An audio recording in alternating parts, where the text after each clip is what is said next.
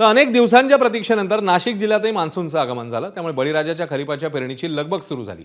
एकीकडे शासनाने 100 मिलीमीटर पाऊस झाल्याशिवाय पेरणी करू नये असे निर्देश दिले होते, मात्र आधीच पाऊस उशिराने सुरू झालाय।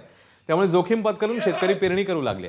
चांदवडच्या शिंगवे परिसरात पेरणीला सुरुवात झाली आहे, तर बुलढाणा जिल्ह्यात सलग 4 दिवसापासून जोरदार पाऊस बरसतोय। त्यामुळे शेतकरी वर्गात आनंदाचं वातावरण पाहायला मिळतंय। अनेक भागात पेरण्यांना सुरुवात झाली असून शेतकरी आपल्या पारंपरिक पद्धतीने पेरणी करताना दिसतायत। कृषी विभागाने यंदा 6,50,000 हेक्टर वर पेरणीचं लक्ष्य ठरवलेलं आहे।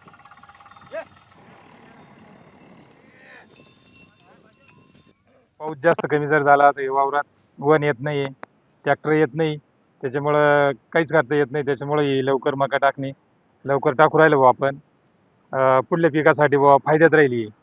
पाऊस पडायला सुरुवात झाली, त्याच्यामुळं त्या आशेवर आपण टाकतोय बुवा। पाऊस जर लेट होत गेला जास्त कमी तर मग मका टाकता येणार नाही बुवा आपल्याला। वावरात वन येत नाही, त्याच्यामुळं बुवा लवकर टाकले तर फायद्यात राहील बुवा।